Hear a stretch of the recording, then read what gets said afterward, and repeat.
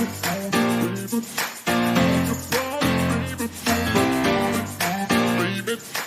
don't know what's going to happen, but I'm willing to work as hard as I can. There is no past, there's no future, there's just this moment right here. If I did that, if I can get through that, like, come at me. Changing how I saw myself, like as a man, not just as an athlete. It's okay that I struggle.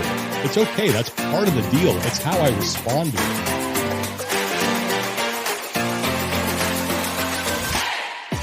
Welcome to the Limitless Athlete podcast. My name is Tom Foxley, founder of Mindset Rx'd and your host. Today we are discussing kind of the enemy of a lot of athletes, which is comparison.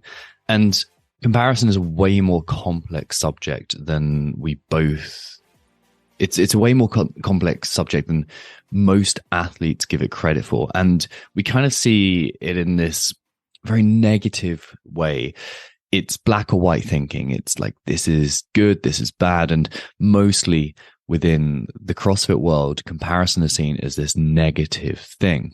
But there's more nuance to it. And like with my athletes, for example, I had this athlete this week, and I actually told him to compare more. I thought he needed to compare himself more, and I'll tell you why as we go through this. And then I had a bunch of athletes this week, and one in particular, I was like, you need to compare way less, because it's about the nuance of this. It's about the subtleties of comparison, the way we're doing it, the way it interacts with our story, the way it interacts with who we believe we are. And that is what makes it good or bad. But also there's some more to it. So this week, I'm going to be covering a few things. Basically, the difference between the two types of comparison, how to tell them apart. That's the first thing I'm going to go into in some detail. And then how to recognize that in the moment, how to draw awareness of this and bring this to light. And then how to like provide an antidote to this negative self-talk, this negative form of comparison. And then finally, how to train that positivity around comparison, how to use it as a tool that helps you excel as an athlete rather than something that holds you back.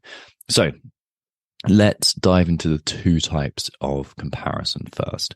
The first one is this negative form of comparison. You'll be super familiar with this. This is the one that you're looking around and you're thinking, oh, why can't I do this? Why aren't I as good as so and so? Why can't I be this kind of athlete that I really, really want to be? It's filled with negativity. And the main theme of this form of comparison, this negative form of comparison, is it's expanding the gap between where you are and where you want to be. And it's looking at that gap, and all it sees, that form of comparison, is proof that I'm not good enough and I never will be.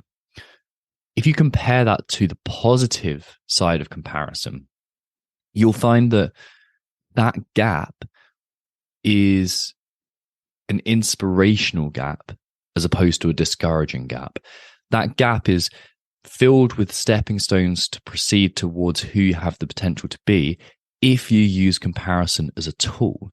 And this positive form of comparison is essentially so you can mimic success. Like humans mimic, like as babies, we mimic, as children, we mimic. And even as adults, we look up to those people that are role models to us, and we selectively go, okay, they are a good person to mimic. I want to be more like them. How can I do that? And that is the positive form of comparison. The negative form of comparison is looking at those exact same people with the exact same data and seeing it as proof that you cannot succeed like they have because you're different to them. Whereas the positive side of it, looking at that exact same data and thinking, well, there's the proof that I am good enough. I can do this. We have to learn to flip that narrative. But the first step in this is creating awareness of the two types. Perfect example. I've always, like typical ectomorph, struggled with upper body strength and movements. And it really interacted with the story of like, I'm not big enough to be a CrossFit coach. I'm not big enough to tell people what they should be doing in terms of mindset, to coach people. Like it was this really kind of insidious story that was quite deeply embedded inside me. And the other day, I realized that the vast majority of the story had just completely gone. I was doing a workout, I can't remember, think it was like Open 14.1 or something. It was handstand press ups and cleans, I believe. Yeah, handstand press ups and cleans. And this workout previously would have ruined me. Love cleans, hated traditionally handstand press ups.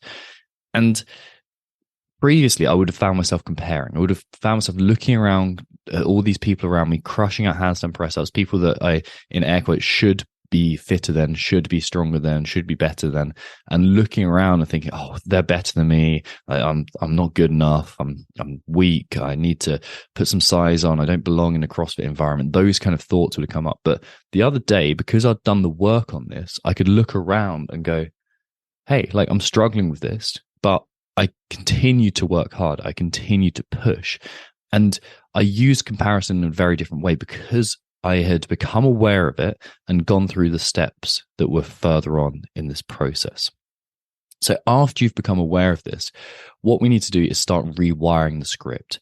And that script, that narrative that you believe is, firstly, it's scarcity based. It's like, if they have something, then I can't. It's this weird belief that there's only a certain amount of fitness that can go around. If they are as strong as, let's use overhead movements, if they're strong at overhead movements, then I can't be, because we can't have the same thing. It's this kind of scarcity thinking. Like you see it the whole time, like money stories of like, oh, if they've got money, I can't have money, or at least acting as though that is true. But it happens in terms of fitness too. Like looking at this, like this lack in yourself and thinking that I can't move forward. So there's a script there.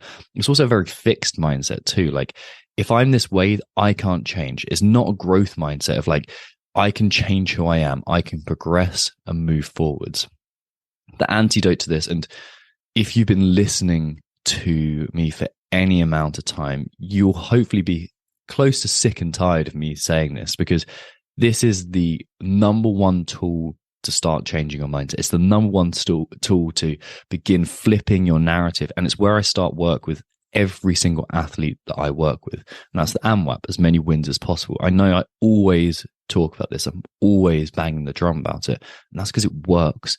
And it's super simple, super effective, and it changes mindsets in a very, very short amount of time. The way you do the AMWAP, at the end of the day, write down what you did that moves you forward towards success. It's very simple. Write it down because it makes you dwell on it for a bit longer and reinforce that. And at the end of the day, because you're doing that just before you go to sleep, and the subconscious is kind of primed in that semi-sleepy state to kind of be rewired at that time. And you can actually do it at any time throughout the day. But we find that when I work with athletes, that works best. And we typically do one at the end of each training session and one at the end of the day as well. And that's just anything that moves you forward towards success. So start doing this. I can't say it enough. AMWAP, keep doing this. And that's going to begin to rewire this comparison narrative, because you'll stop looking around and thinking, oh, I can't do this. And you'll start selecting individually those wins that moved you forwards, and you'll start to begin to flip that narrative. Really, it's putting the reps into changing your mindset. And the way this works is it's like painting. It's like each laying a layer of paint over and over and over and over again until you've got a mountain. It takes time, but each rep is a very definitive layer. And the more you do this, the more you'll build that mountain. The final step here is flipping that narrative and doing it under duress. So you've got to practice becoming super aware of that narrative. Like, you've done it already. Okay. So if you're aware of that, that negative story and the negative side of comparison, if you can see that negative side of comparison coming up, you are going to be able to recognize the thoughts, the emotions, the physical sensations and behaviors. And this will be individual for everyone, but like the general theme of that is thoughts are, oh, I can't do this. I don't belong here. They're better than me. Why will I never be good enough, strong enough, fit enough, thin enough, lean enough, funny enough, something enough? Basically, when will I ever be enough? The emotions will be like jealousy, envy, self-loathing will be in there as well. Pretty intense emotions, I know, but that's what we're dealing with. The behaviors around this will probably be some sort of like either blowing up way too early or holding back for fear of failure, because it will hold you, like, because the fear of the failing a rep in, if you believe the story, would would reinforce that you're not good enough. And then the physical sensations probably like tightness or heaviness, lethargy, like something, or maybe even onto the fear side as well, of like anxiety. And so you've got to recognize that for you. You've got to become super like hyper aware of like, this is the bad side of comparison. This is the good side of comparison and what that feels like. And then when you become aware enough, and you've also at the same time practicing those AMWAPs at the same time, you're going to have a really good baseline to change this, because the awareness that teaches you the kind of the amplitude of mistake. So initially that comparison starts as these very small, fine details, like very nuanced, very subtle hints that you're going into this mistake. And then it starts building and compounding on itself until it blows up and you recognize it. It's like, man, I'm comparing myself again. Like I'm being really hard on myself. The awareness helps you catch it before it gathers momentum and becomes too big.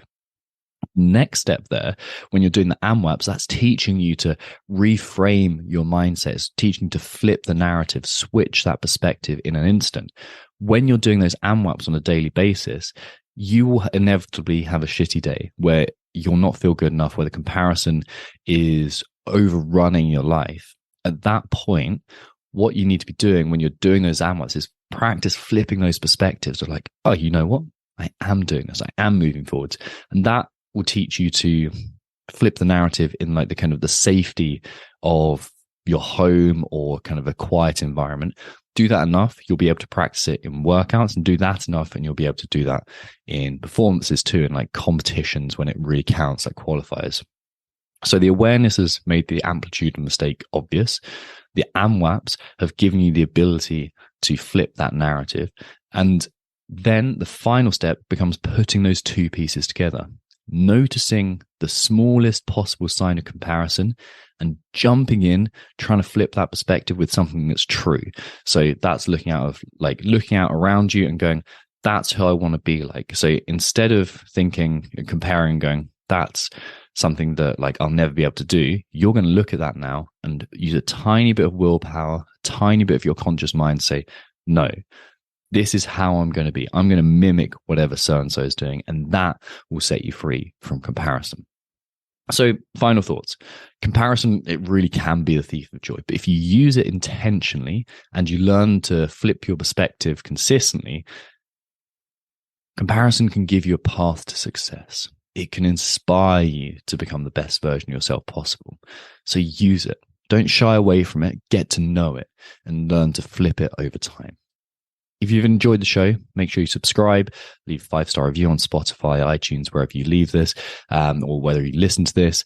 You can find it on YouTube as well, but I think most of you are listening on Spotify. So give me a little subscribe and a like, and it'll probably help someone else who's in a very similar position find out something about mindset, because it ranks higher up the algorithm and all that kind of jazz. So make sure you find that. And one little reward for listening so far, like I've been going for 10, 15 minutes or so at this point. If you're interested in mindset and changing that mindset, then in the next couple of weeks, I'm going to be releasing something called a case study.